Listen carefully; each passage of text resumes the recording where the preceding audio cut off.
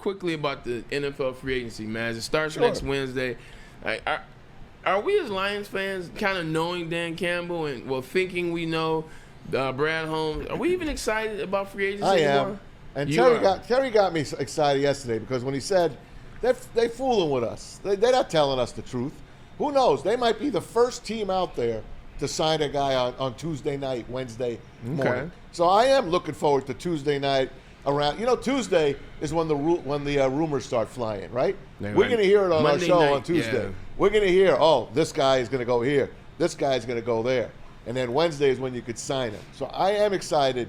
It's the beginning of the NFL season again. Yeah, and then by the end of the week they won't have signed anybody. You'll be like, that'll be sad. But shocking. They weren't lying to us. I think Brad Holmes is bumping us now. He's always I'm going to build through the draft, and we're going to do it the right way. I'm going to be cautious and slow. And he's saying basically the same stuff this year. But we know at some point he's going to have to surprise us. Yeah. That he's going to sign somebody. We're going to say, whoa, where'd this come from? And this might be the year because the Lions are Super Bowl contenders, whether you want to believe it or not. That's not to cut you off, T. That just still sounds crazy. Just think, the Lions went from the Quinn Tricia era, laughing stock, to 3-13-1 to 9-8. Now here we are talking about their Super Bowl contender, and it's the truth. That's crazy. Maybe go ahead, T. I didn't say that. I said. You said Jordan Shipley. No. Chills went down my spine again. Terry, you're gonna have to go in the corner. Go. Put yourself in a timeout. I said chills. All right, put yourself in a timeout. We legitimately gonna have to put this seat right here. All right, I'm gonna start you guys off with this. Okay. We all say we want Kansas City cornerback L'Jarius Sneed. We want him. We got to get him.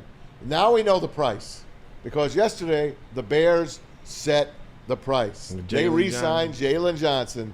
He gets 4 years, $76 million. If you do the math, that is $19 per year. So there you go. He's going to get $19 or $20 million a year, L'Jarius Sneed. Now what? Is it worth $19 million a year to no longer see Cam Sutton get spun around on the field like a little spinning top? Yes, it is. I think it is. Yes, it is. Yeah, that's why I'm saying at some point you got to be a big boy. I've been in favor of the deal from jump, and also I told we all have, and also we talked about the money. Flannel, let's get you involved in this. Obviously, Mass threw out something. He said that if Kansas City, Brad Veach calls you and says, "Hey, look, you can have L'Jarius Sneed for that 29th pick." Are you making that pick right now? And then obviously you would have to pay him upwards of 19 to 20. Probably pay him a little more than Jalen Johnson because he has 2 Super Bowl wins. All right, so I wouldn't be mad at it. Am I advocating for it? You know what? Sure. Why not? Here's the thing. Terry, you're right. Cam Sutton as the number 1 corner. I know that he wasn't always put in the best situations because they started to blitz more at the end of the year, but it was not pretty. You saw how number 1 receivers fared against Cam Sutton versus last year, how number 1 receivers fared against L'Jarius Sneed. Spoiler alert, they fared a lot worse versus L'Jarius Sneed. Tyreek Hill didn't even have a catch against him in the playoffs when he was guarded by L'Jarius Sneed. I mean, Sneed, last season, he allowed, a 55.9 passer rating allowed, didn't allow a touchdown in the regular season. So, yeah, the 29th pick, absolutely I'd give up. Is it a lot of money? Sure, but I think if L'Jarius Sneed would have been on this team last year, they would have gone to the Super Bowl. Agreed. I really do. Yeah. So if that's the best, that to me is the best answer of why you should do it. I appreciate that, and you actually add another caveat. Ryan Ermanni disagrees. He's like, put all your money and all the eggs in Chris Jones' basket. I'm fine with that. I want that guy, but I don't believe that to be a reality. So I think this is more of a realistic thing. If you add him, and this is the thing that you're talking about, you're trying to get to the next level. You're trying to add that player that can get you over the hump, which is the NFC Championship. If you got somebody that can play coverage, if you got somebody that can give you a little extra window as a defensive tackle or a little extra window as an outside linebacker, giving around that edge, and a guy like L'Jarius Sneed, you get sacks. Like great DBs, really good DBs, they help defenses get sacks, just like great defensive lines help cornerbacks get coverage sacks because quarterbacks are trying to get rid of the ball fast. Yeah, and you see defensive linemen get deflections. Yep. You see them get to the quarterback so quickly the quarterback just has to throw the ball somewhere or eat it. So I'm more excited if the Lions were to get an edge rusher than a cornerback. But if you bring in Snead, I'm tired of seeing Cam Sutton just get toasted. He wasn't supposed to be the number one guy. No, he wasn't. No. Well, then correct it. Correct. Yeah. Absolutely. You know what? Here's what you do with Cam Sutton. Put him on the other team's fattest receiver. Just put him on number 2. Like, look, at the end of the day, it also helps once you get defensive line. Like, once Justin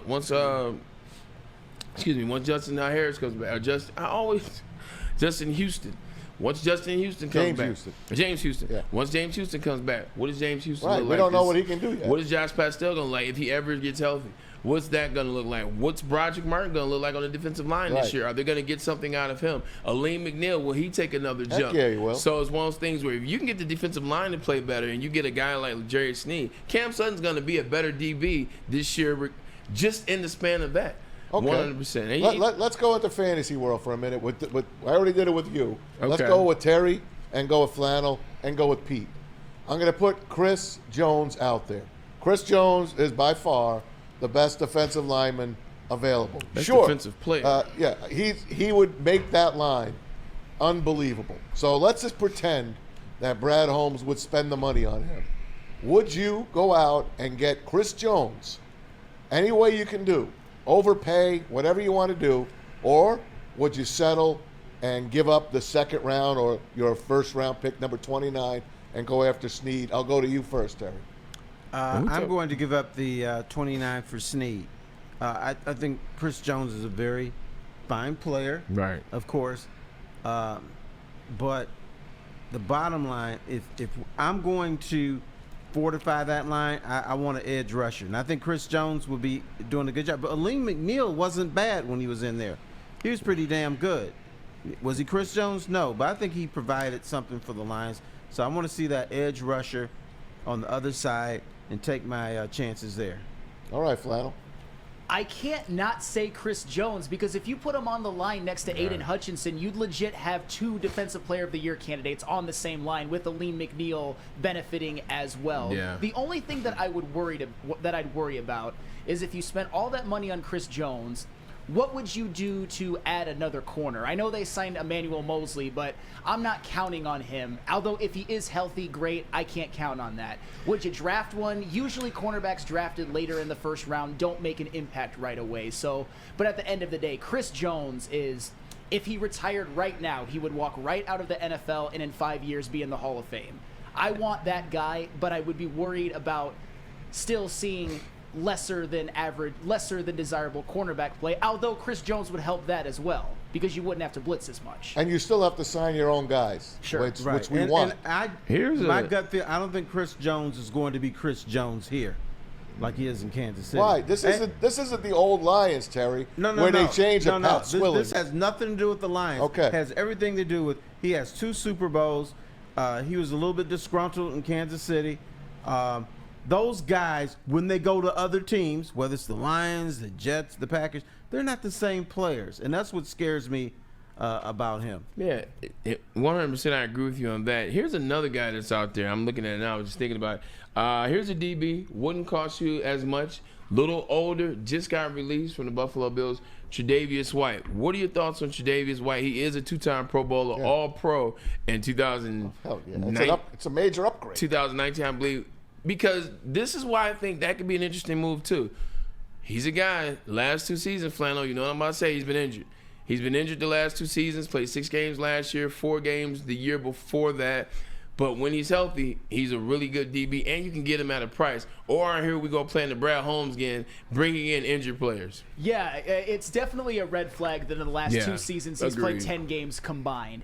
I personally... He's a perfect Lion then, right? Yeah, on the sideline. But to be fair, in his healthy seasons, I think dating back to 2018, he was pretty much excellent every single year. Yeah. Personally, if I were to choose a defensive back, if I can't get Snead, we can't get Jalen Johnson anymore, I would probably prefer Kendall Fuller personally over Tre'Davious White, but Tre'Davious White's another one. If the Lions were to go after him, I wouldn't be mad because he'd be better than what we saw last year. There's another DB that comes to mind too, and Maz brought him up yesterday. His brother actually is already on the team. Stephen Gilmore will be up this year too. He won't be with the Dallas Cowboys, at least not right now. Is that somebody that you look to bring, where you're looking at him, same thing, kind of 4 years ago he was defensive MVP, it's kind of fallen off each year since? Yeah, if Stephon Gilmore, to me, I could almost see the strategy. If you were to sign him to like a 1 or 2 year deal, his market value according to Spotrac is $11 million a year. Get that done. Maybe draft a corner that doesn't have to play right away, can learn under Stephon Gilmore. You could have Stephon Gilmore on one end, Cam Sutton on another, and then a rookie corner kind of learning the ropes. I don't necessarily mind that. Is he what he was during his prime when he was Defensive Player of the Year? No. But last season when he was targeted, he only allowed an 83.3 passer rating. That's very, very good. So, yes, I would take him. I like that, too. Also, Maz, let me present. Remember last year at Flano, remember when A.J. Brown got to talking stuff before the Eagles played the Cowboys, and last time I checked, Stephon Gilmore held him to 0 catches, and he had a big interception in that game. So he lets you know that if you talk to him crazy, he'll remind you. He's another one. The second he walks out of the NFL in 5 years, he's going to be in the Hall of Fame. And he still has that somewhere. I mean, he's not who he once was, but like I said, he was once Defensive Player of the Year as a cornerback. That's crazy. So if you challenge him, he's going to show you that Defensive Player of the Year again, and he did against A.J. Brown. All right, let me ask you guys a dumb question. No such thing as dumb I questions. agree, Okay, good. I agree with Terry. Now listen, a safety and a cornerback. There are a ton of safeties right now available. I mean, a ton. Good ones. Can a safety play corner?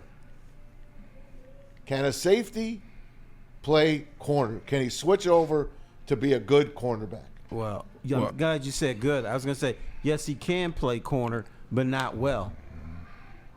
Why? That's not his instinct.